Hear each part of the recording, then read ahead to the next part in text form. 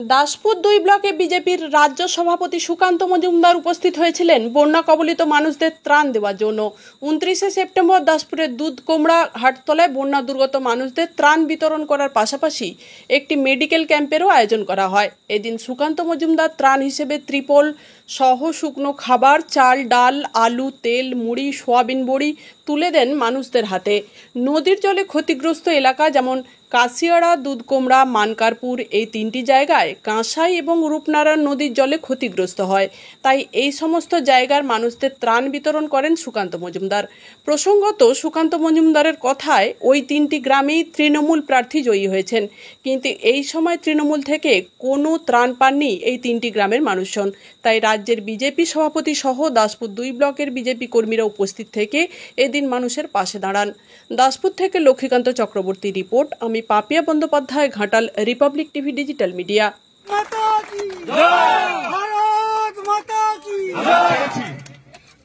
আমরা যাকে নাম জগন্নাথ মন্ডল, আপনি এখানে আসবেন। জগন্নাথ, ভারত মাতা কি, ভারত মাতা কি, ভারত মাতা কি।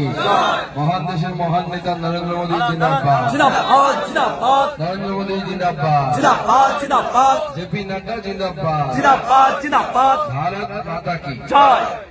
আজকে এই বন্যার ত্রাণ এবং তার সাথে আমাদের মেডিকেল ক্যাম্প চলছে।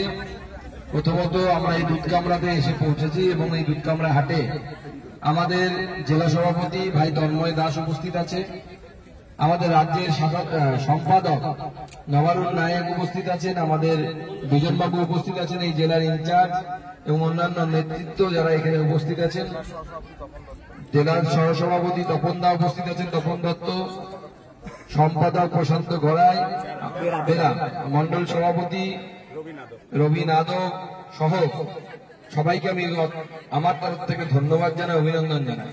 আর বিশেষভাবে আমি ধন্যবাদ জানাবো অমর সংঘের যারা এসেছেন, কারণ তারা আমাদের এই ত্রাণে যথেষ্ট সাহায্য করেছেন এবং যে সমস্ত ডাক্তারবাবুরা এখানে তারা পরিষেবা দিচ্ছেন এবং অন্যান্যরা যারা ওষুধ দিয়ে পরিষেবা দিচ্ছে তাদেরকে আমি আমার নমস্কার জানাই এবং ধন্যবাদ জানাই। এবং আপনাদের সকলকে আমি অনুরোধ করবো একটু পরে এগিয়ে আসার জন্য, যে এক এক করে আমি সবাইকে একটা করে ফুল দিয়ে অভিনন্দন জানাবো যে আপনারা নিজেদের এই গুরুত্বপূর্ণ সময়ের নষ্ট করে এখানে এসেছেন এবং আপনারা মানুষের সেবা করছেন। আমাদের বিবেকানন্দের বইও আপনারা উপহার দিয়েছেন, সেটা ধন্যবাদ জানাই। বিবেকানন্দ বলে গেছিলেন যে শিব জ্ঞানে জীব সেবাই হচ্ছে আমাদের নীতি। তো আমাদের সর্বভারতীয় সভাপতি জেপি নাড্ডা সাহেবই বলেন, তিনিও বলেছেন যে সংগঠনই সেবা, সেবাই সংগঠন, সেবার মাধ্যমে সংগঠন করা। আমরা সেটাই করছি, মানুষের পাশে দাঁড়ানোর চেষ্টা করছি।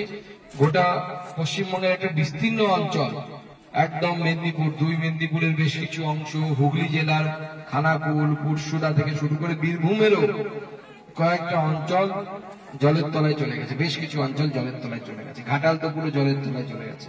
মানুষের কষ্টের শেষ নেই। আমরা সরকারে নেই, কিন্তু তবুও আমরা আমাদের সীমিত সামর্থ্যের মধ্যে চেষ্টা করছি মানুষের পাশে দাঁড়ানোর, মানুষের সাথে দাঁড়ানোর। এইদিকে যেমন দক্ষিণবঙ্গে জল কমছে, আবার উত্তরবঙ্গে জল বাড়া শুরু হয়ে গেছে। এবার হয়তো বন্যা